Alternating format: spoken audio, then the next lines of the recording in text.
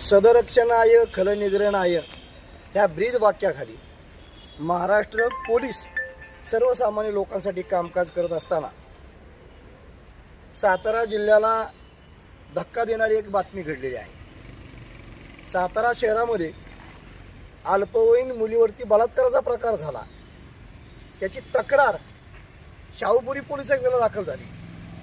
मात्र तक्रार दाखल झाल्यानंतर 26 मार्चला ही बलात्काराची तक्रार दाखल झालेली आहे। मात्र या तक्रारीमध्ये कुठेही पोक्सोचा उल्लेख केलेला नाही।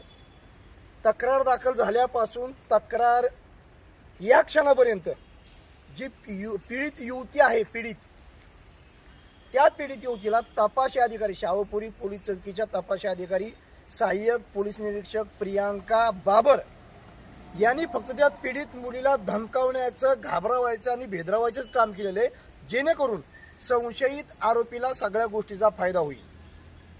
पीडित महिलेने तिच्याजवळचे असलेले सगळे चॅटिंग दाखवलेत, व्हॉइस रेकॉर्डिंग दाखवलेत, फोटो दाखवलेत, मेल दाखवलेत, वेगवेगळ्या ठिकाणचं लोकेशन दाखवलंय, प्रकार कसा घडला कसा नाही या सगळ्या गोष्टीची इत्तमभूत माहिती दिली। मात्र शाहूपुरी पोलीस चौकीच्या सहाय्यक पोलीस निरीक्षक तपासी अधिकारी प्रियांका बाबर ह्या पोलिसांच्या भूमिकेत नसून त्या जजच्या भूमिकेमध्ये वावरत आहे। याला पुरावा काय आहे, त्याला पुरावा काय आहे, हे कोर्टात राहणार नाही, ते कोर्टात टिकणार नाही, ते नाकारलं जाणार, तू शहाणपणा करू नकोस, तू आम्हाला सांगू नकोस। त्या पीडित महिलेनं कागदपत्र दिली ते भर टेबलावरती आपटणं, त्या पोरगीला दमात घेणं, धाकात घेणं, हा सगळा प्रकार शाहूपुरी पोलीस चौकीच्या तपासी अधिकारी या प्रकरणाच्या सहाय्यक पोलीस निरीक्षक प्रियांका बाबर मॅडम करत आहेत। आत्ताच आम्ही सातारा जिल्ह्याचे कर्तव्य कठोर पोलीस अधीक्षक माननीय निखिल पिंगळे साहेबांशी भेटलो। त्यांना या गोष्टीची साधक बाधक चर्चा करून या गोष्टी त्यांच्या निदर्शनास आणून दिल्या आणि तात्काळ या प्रियांका बाबर APIला तात्काळ बडतर्फ करा आणि या ठिकाणी एक सक्षम अशी महिला अधिकारी निवडा की जी निपक्षपातीपणे चौकशी आणि तपास करेल।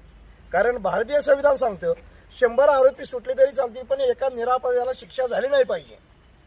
महिलांच्या प्रती सगळे कायदे असताना या प्रियांका बाबर मॅडम सारख्या अधिकाऱ्यांच्या आविर्भावामुळे सर्वसामान्य माणूस पोलीस चौकी म्हणजे नको रे बाबा म्हणून पोलीस चौकीपासून लांब पळतोय। पोलिसांनी सर्वसामान्यांच्या मनामध्ये संरक्षणाची भावना निर्माण करायची असते, मात्र या अशा अधिकाऱ्यांच्यामुळे सर्वसामान्यांच्या मनामध्ये 110% पोलिसांच्या बाबत भीतीदायकच भावना आहे। SP साहेब एकटे काय करू शकत नाही हे आम्हाला मान्य आहे, सर्वच ठिकाणी पोलीस अधीक्षक लक्ष देऊ शकत नाहीत हे आम्हाला मान्य आहे। मात्र पहिल्यांदा सातारा जिल्ह्याला सक्षम पोलीस अधिकारी लाभलेला आहे, पोलीस अधीक्षक लाभलेला आहे आणि अशा खालच्या कर्मचाऱ्यांच्या चुकीच्या भूमिकेमुळे अख्खं पोलीस खातं बदनाम होतंय। म्हणून आम्ही पोलीस अधीक्षकांना विनंती केलेली आहे की प्रियांका बाबर सहाय्यक पोलीस निरीक्षक या तपासी अधिकाऱ्यांची तात्काळ बडतर्फी करा, त्यांची बडतर्फ करा।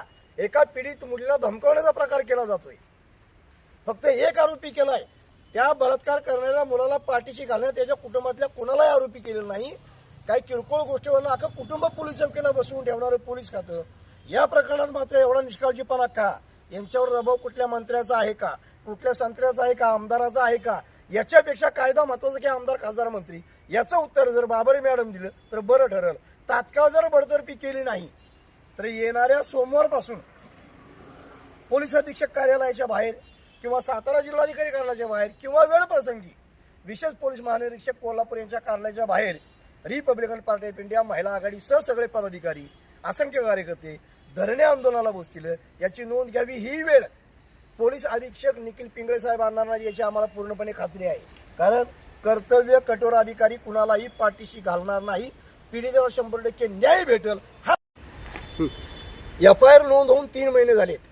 3 महिन्यामध्ये सहाय्यक पोलीस निरीक्षक प्रियांका बाबर मॅडमला अद्यापही आरोपी सापडलेला नाही। सेशन कोर्टामध्ये त्यांची बेल नाकारली, जामीन नाकारला, आता तो हायकोर्टात गेलेला आहे। हायकोर्टातून त्याला बेल नाकारेपर्यंत किंवा बेल मिळेपर्यंत या सहाय्यक पोलीस निरीक्षक प्रियांका बाबर मॅडमला आरोपी सापडणार नाही हे आम्हाला माहिती झालेलं आहे। कारण या प्रकारामध्ये स्वतःला मुस्लिम धर्मगुरू म्हणणारा तथाकथित धर्मगुरू याचा मोठ्या प्रमाणात सक्रिय सहभाग आहे आणि त्याच्या सक्रिय सहभागामुळे काही राजकीय धेंडांचा पोलिसांवरती दबाव आहे।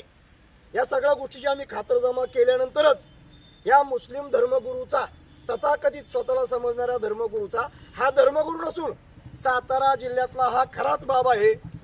या प्रकरणामध्ये अनेक लव्ह जिहादची प्रकरणं बाहेर येतील याची शाश्वती आम्हाला आहे. म्हणून रिपब्लिकन पार्टी ऑफ इंडियाला हा विषय हाताळण्याचं ठरवले. कारण जिथं विषय गंभीर तिथं रिपब्लिकन पार्टी ऑफ इंडिया खंबीर. जय भीम, जय भारत, जय शिवराय, जय संविधान.